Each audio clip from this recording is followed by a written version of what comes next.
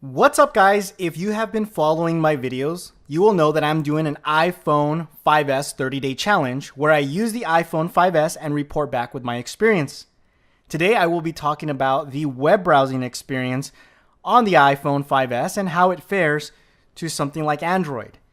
Now, before I begin, it seems that some of you have a problem that I'm using Google Chrome. Well, mainly the people that use an iPhone. And if that's the case, don't you think that's a little bit unfair that you are telling me what browser to use? The Chrome browser is the browser of my choice because this is the browser that syncs across all of my devices and I like it. So basically what you're saying is in order to use an iPhone, you have to use all of Apple's services to get a good experience. Now, if that's the case, please leave your comment down below. But anyhow, let's begin. So for example, I have the same website loaded here. Now, if I begin to scroll on Android, I can scroll all the way to the bottom of the page, literally with just about one flick. And I'll do that right now. That's probably, and this is a really large page. That's almost halfway or about halfway.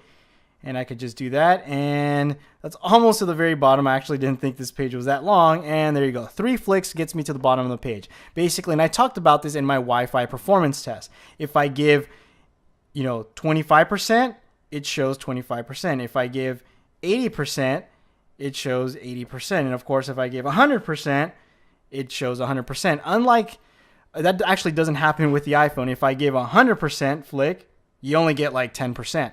If I give another 10% or 100%, I only get 10%.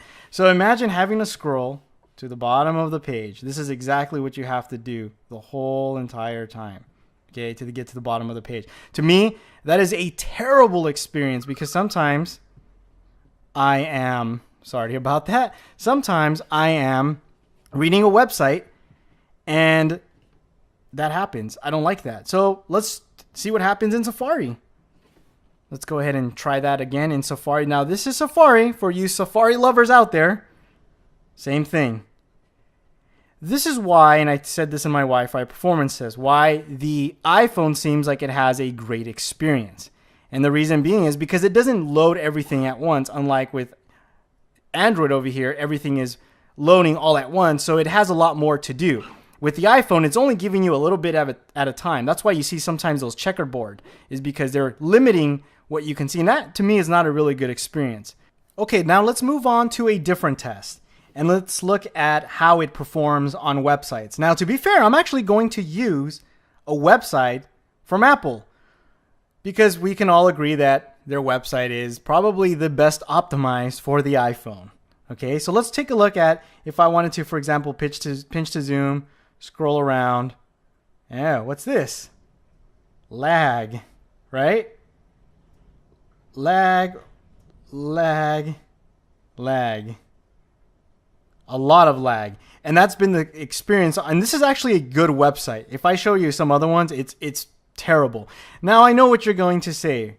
Armando, Chrome is no good on the iPhone. So here's that same website using Safari.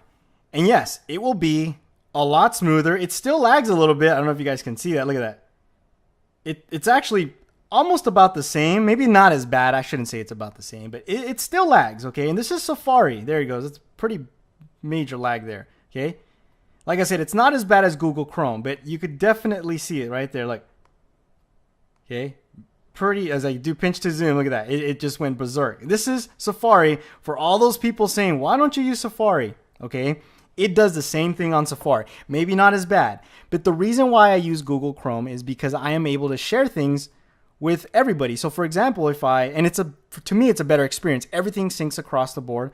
But let's say, for example, if I want to share with Google Plus, oh wait, I can't share with Google Plus. What a bummer. So again, this is about experience. For those people that use a browser like Chrome will not have a great experience with the iPhone 5S.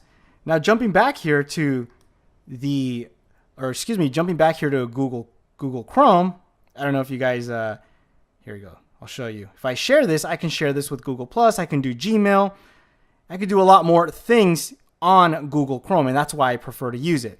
So once again, the iPhone 5S, unless you're going to be using everything Apple, at least that's from my understanding that you guys are saying, I will not have a good experience. And even then, you saw in Safari, it was not that great. And this is kind of interesting seeing this on the iPhone with a 64-bit processor and a company that prides himself in telling everybody that the user experience is the most amazing thing. So yeah, going back to my whole experience with the iPhone 5S, I can honestly say that Android has offered a much better experience web browsing, and it really doesn't matter what browser I use.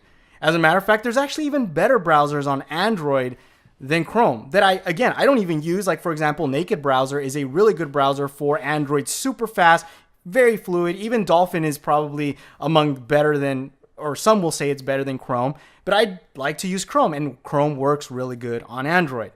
Doesn't work that great on Apple's iPhone 5S, and even Safari on their own Apple website still doesn't work.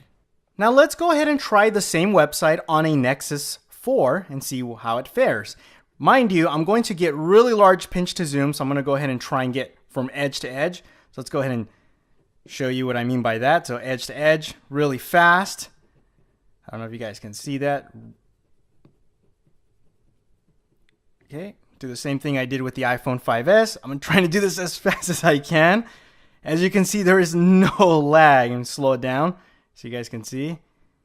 Okay, there's no lag. Mind you, this phone has been out for over a year now. It does not have a Snapdragon 800 processor like the rumored Nexus 5. It doesn't even have a Snapdragon 600. So it's a little bit unfair compared to the iPhone 5S because that phone just came out.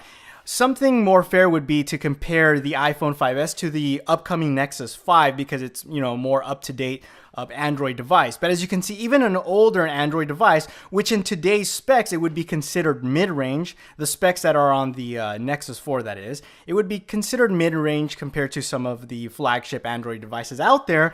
It handles it just fine without any hiccups. Web browsing is really good.